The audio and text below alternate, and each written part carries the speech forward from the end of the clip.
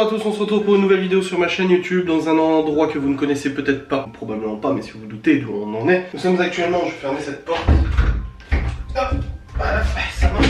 Ouais, c'est bon. On est actuellement dans le bureau, dans le placard à côté du bureau au dernier étage. C'est un placard qui a été réaménagé par un ancien propriétaire et qui nous a permis de stocker absolument tout ce qu'on avait besoin. Donc c'est une vidéo où je vais vous parler du matériel électronique dont on dispose, caméra, appareil photo, objectif, etc. Vous me l'avez demandé plusieurs fois. C'est toujours le même pareil. Vous me l'avez demandé, je l'ai fait. Non, mais c'est aussi parce que j'ai envie de le faire. Je vais vous montrer un petit peu l'ensemble de ce qu'on a avec la référence, les prix, s'il y est sur Amazon, sur d'autres sites, etc. Où est-ce que vous pouvez le trouver, à quoi ça sert et tout. Vraiment une vidéo purement technique, mais je trouvais ça intéressant de vous montrer tout ça. D'autant plus qu'on vous le dit souvent en vlog, on a acheté ci, on a acheté ça, on a acheté ci, on a acheté ça. Donc voilà, comme ça au moins c'est fait. Premier matériel qu'on utilise tous les jours, c'est cette caméra qui est actuellement là, qui est un Canon G7X Mark II, qui commence fortement à souffrir, hein, ce petit coquin là, ça fait presque 2 ans qu'on l'a, on a fait plus de 10 ou 15 000 vidéos avec, je crois. Il commence à avoir un petit peu de mal. Associé à ça, on a au moins 5-6 batteries en stock, j'en ai pris une au cas où qu'il n'y ait plus de batterie, parce que voilà, vous filmez tous les jours, ça s'use super vite. C'est une caméra qui est franchement bien foutue pour les vlogs, on l'a pris parce que c'était la meilleure référence pour les vlogueurs. Bref, hormis cette caméra, je vais vous montrer ce qu'il y a d'autre. Alors, déjà, dans ce premier placard, c'est vraiment tout ce qui concerne des cartons vides et non vides, des papiers d'entreprise, des papiers perso, je vais pas vous montrer parce que c'est des trucs assez privés au niveau des boîtes, comptabilité, machin, etc. C'est plutôt ce placard là qui nous intéresse. Et ici, en fait, c'est aussi, ça c'est le côté entreprise, Adrien, etc. Et ça c'est le côté Maeva, tout ce qui est album photo et tout ça des enfants et documents de Maeva pour du coup les états civils, les actes de naissance, etc. On a racheté d'ailleurs ça qu'on n'a pas encore mis. Passons au vif du sujet. Ici, on a 2 sacoches d'ordinateur, de tablettes, je sais pas quoi. Donc on s'en sert quand on part en vacances. On a là tout ce qui est nettoyant parce qu'on a un aspirateur plus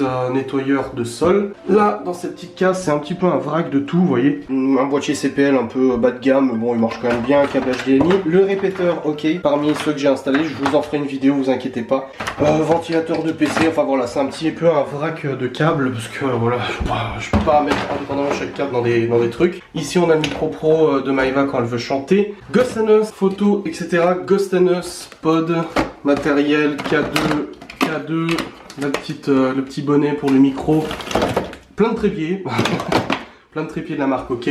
Tout ça c'est Ghost Us, c'est pas forcément le plus intéressant, c'est pas le matériel vidéo, c'est plus le matériel voilà pour enquêter et tout ça. Ici nous avons un pied de micro, pour quand Maeva veut faire des enregistrements, on attache le micro sur ce pied et on a 2 trépieds Amazon basiques. C'est ce qui coûte le moins cher sur Amazon. C'est des trépieds somme toute simple. Après, cherchez pas la solidité ou même la stabilité. Si vous voulez vraiment faire quelque chose de solide et quelque chose de courant, vous filmez peut-être tous les jours, etc. Je vous le recommande franchement pas. Il est bien quand vous êtes chez vous, mais par contre en extérieur, vous voyez, il s'est déjà pété en dessous et tout ça. C'est pas le plus solide et c'est pas le plus stable. Mais ça marche quand même assez bien si vous faites ça de manière occasionnelle. Au niveau du trépied, j'irais plutôt vous conseiller ce trépied-là qu'on a reçu de la marque OK avec qui on bosse régulièrement. Ils nous ont envoyé ce trépied et là, franchement, on est sur quelque chose de ultra solide, ultra stable avec les niveaux et tout ça. Je vous mettrai le lien de toute façon sur mavachou.fr, mais ce trépied là pour la photo et vidéo, franchement je l'adore et je sais qu'on le prendra samedi parce qu'on va à Paris pour faire un tournage. Au-dessus, cherchez pas de la cohérence, c'est des multiprises, des câbles. C'est tout ce qu'il y a comme câble en rab, vous voyez, des prises, etc.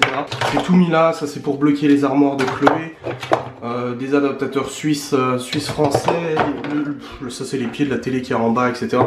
C'est un petit peu du bric-à-brac. Vous allez dire mais c'est le bordel ici. Non mais je peux pas mettre une case pour chaque chose, c'est pas possible, j'avais pas assez de cases, peut-être que j'en mettrai plus tard, mais en attendant j'ai tout mis là. Pour moi c'est assez cohérent parce que je sais que tout ce qui est chargeur transfo de toute façon c'est là. Ensuite audiovisuel, nous avons ici la fixation épaule de Maeva pour Ghost Us où en fait on fixe sa caméra ici, sa GoPro ici et sa petite lampe ici, vous voyez, petite lampe frontale, facecam. C'est ce qu'elle utilise depuis un petit moment sur Ghost Us, ça permet d'être plutôt polyvalent, elle peut lâcher les mains, ça continue de tenir avec la sangle et tout ça, c'est ce qu'on a trouvé de plus sympathique. Là on a un trépied qui en fait rattache une lampe, sur ce trépied on peut rattacher des softbox pour la photo, vous savez les gros spots et tout ça.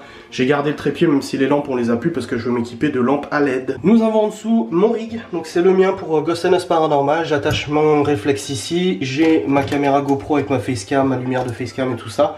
Je l'utiliserai normalement plus, mais je l'ai utilisé pendant un moment et c'est celui que Maeva avait aussi à la base. Ici on a une GoPro. Alors au niveau du prix, putain je vous ai même pas dit. Au niveau du prix, ça je crois que je l'ai payé 80 balles. Tout ça c'est mon père qui l'a fait, cette fixation c'est mon père qui l'a fait. Le tuyau ça a dû, le câble ça a dû coûter une quinzaine d'euros. Le rig là il m'a coûté 179 euros parce qu'à la base ce rig il est équipé de tout un système de motorisation pour le focus et tout ça que j'ai complètement retiré. Donc là vide comme ça il doit coûter une cinquantaine ou soixantaine d'euros. On a ensuite la GoPro de Maeva, c'est une SJ-Cam SJ5000 Plus qu'on a payé je crois 150 euros qui fonctionne franchement super bien. C'est une fausse GoPro, hein, c'est une copie.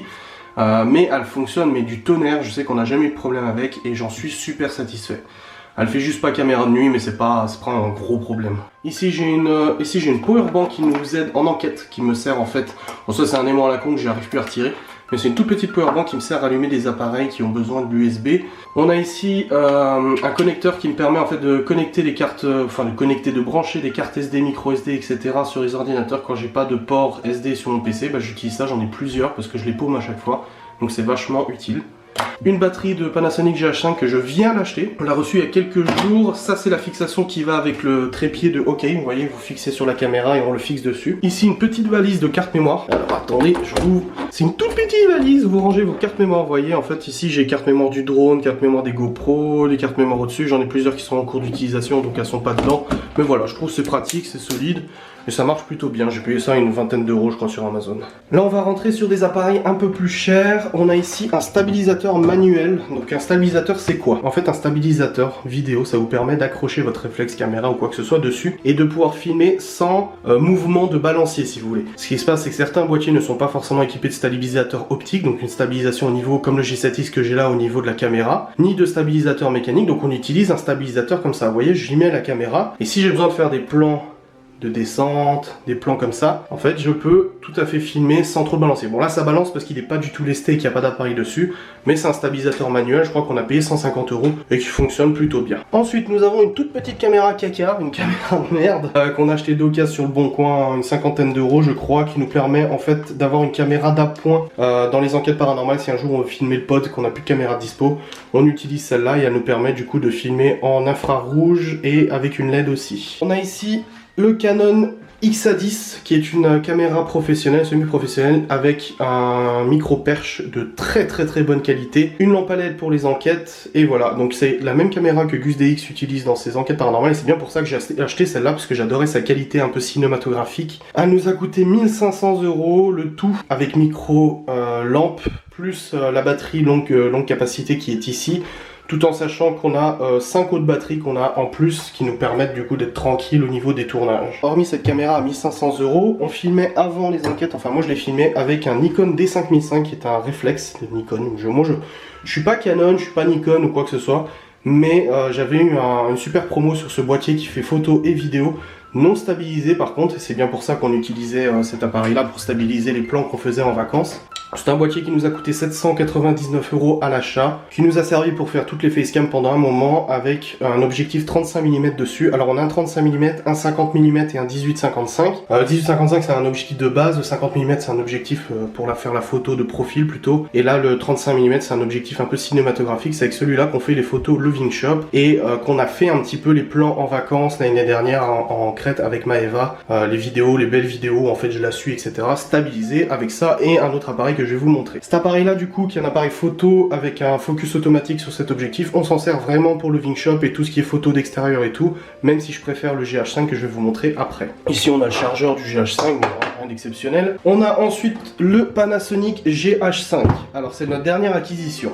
On est sur un boîtier à 1490 euros. Donc boîtier c'est seul. Hein. Oui, comme je vous ai dit en fait pour celui-là, on a payé le boîtier 790 avec l'objectif 18-55. Cet objectif 35 mm nous a coûté 200 euros et le 50 mm 250 euros. Là ce boîtier on est à 1500 euros le boîtier nu, seul, sans objectif. On a ajouté dessus un objectif Sigma 18-35 qui est conseillé par énormément de caméramans, de créateurs de vidéos si vous voulez sur internet ou même de manière professionnelle. Un Sigma 18-55 qui nous a coûté 800 euros en plus des 1500 du boîtier. Et j'y ai rajouté dernièrement dessus un small rig, donc une cage qui permet en fait de pouvoir faire des plans bien mieux au niveau de la prise en main. Vous voyez, j'ai quelque chose de plus polyvalent pour les prises en main, pour faire les plans, c'est beaucoup plus pratique. C'est un boîtier qui est stabilisé, donc ça veut dire que même si je fais des petits mouvements comme ça, l'image normalement devrait être relativement correcte, mais c'est pas non plus foufou, faut pas s'amuser à courir avec parce que vous verrez forcément les mouvements du corps et tout ça, mais c'est quand même beaucoup mieux que le T5005. Donc pour la vidéo, c'est un incontournable et c'est avec celui-là que je vous fais les plans que vous voyez dernièrement dans les vlogs depuis quelques semaines.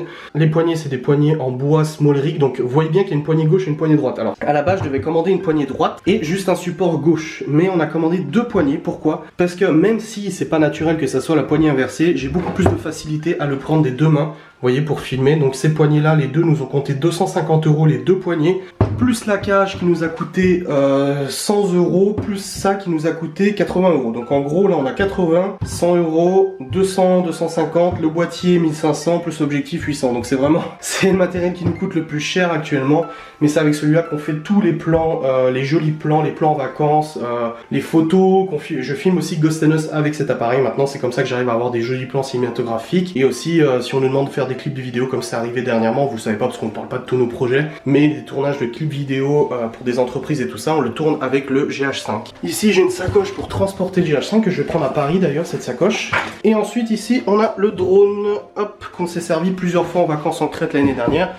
Qui est tout simplement, je pense que vous l'avez vu des centaines de fois, un DJI Mavic Air, tout simplement, voilà, c'est un drone DJI Mavic Air, rien d'exceptionnel. Mais c'est avec celui-là qu'on a fait tous les jolis plans en Crète et qu'on va vous faire des plans en Turquie. Ce drone, on l'a payé 800 € avec la sacoche, une centaine d'euros de plus. Et aussi une batterie en plus, 100 € je crois, donc on en est à 1000 € le drone. Et là, une acquisition ultra importante. Je vais vous expliquer pourquoi. Parce que c'est un stabilisateur électronique. Contrairement au stabilisateur là-bas qui est un stabilisateur manuel que je dois lester, etc. Bon, celui-là aussi je dois le lester, hein. Vous devez le mettre, l'équilibrer en fonction de l'appareil que vous utilisez. Vous avez en fait un stabilisateur électronique. Ça veut dire quoi? Ça veut dire que je branche mon GH5 ou n'importe quel appareil, je le mets sur mon stabilisateur, et ce stabilisateur, je vais regarder s'il y a encore de la batterie, hein. Je vous garantis pas, attention, je suis un peu coincé avec mon câble, voilà. Je vous garantis pas qu'il y a encore de la batterie, on l'a payé 800 €, et là, normalement, hop là, voilà. Vous voyez, il se met tout seul, bon là il tremble un peu parce qu'il n'y a pas d'appareil dessus, il devrait en avoir un. Mais ce stabilisateur permet tout simplement d'avoir une image stable, comme un stabilisateur manuel, sauf que là, je pourrais faire ce que je voudrais, l'appareil resterait tout le temps droit. Donc c'est vraiment super si vous avez besoin de faire des plans en courant ou suivre quand je suis Maëva à la plage ou des choses comme ça. Je reste comme ça, j'avance, et du coup il n'y a aucun mouvement de main, aucun mouvement de balancier, et c'est ça qui est super important. Alors oui, c'est un sacré investissement, 800 balles. Mais par exemple pour le court-métrage qu'on va faire samedi, parce que samedi on va sur Paris et on doit faire un plan court-métrage pour un partenariat, et ben je vais m'utiliser ce stabilisateur pour être sûr d'avoir des images les plus stables possibles et les plus propres à exploiter et à vous monter. Forcément tout ce matériel on ne l'a pas acquis en un coup, on l'a acheté progressivement. On s'inspire beaucoup de ce que conseillent les monteurs, les cadreurs, etc. Moi j'ai la chance d'avoir un ami qui travaille dans le cinéma, qui a bossé à l'école de la Cité de Luc Besson et qui du coup s'y connaît énormément en montage. D'ailleurs il fait des clips vidéo pour des entreprises, etc. Donc il me conseille beaucoup sur le matériel que j'achète. Le GH5 c'est notre dernière acquisition et je pense qu'on va pour l'instant arrêter là, à part un nouveau G7X quand ce G7X sortira parce qu'il commence à déconner. Mais voilà, au niveau gros matériel très cher, du GH5, etc. on ne touchera plus pour l'instant en tout cas à ça. Voilà pour le point de situation. Je vous remercie d'avoir regardé cette petite vidéo récapitulative sur notre matériel. J'espère que ça vous a plu. Si vous avez des questions, n'hésitez pas en commentaire, des références, des noms, des liens. Si vous voulez un lien Amazon, parce qu'on a de l'affiliation, on gagne de l'argent à chaque fois que vous commandez quelque chose sur Amazon via un lien d'affiliation, n'hésitez pas à me le demander. Merci d'avoir regardé cette vidéo et je vous dis à très vite.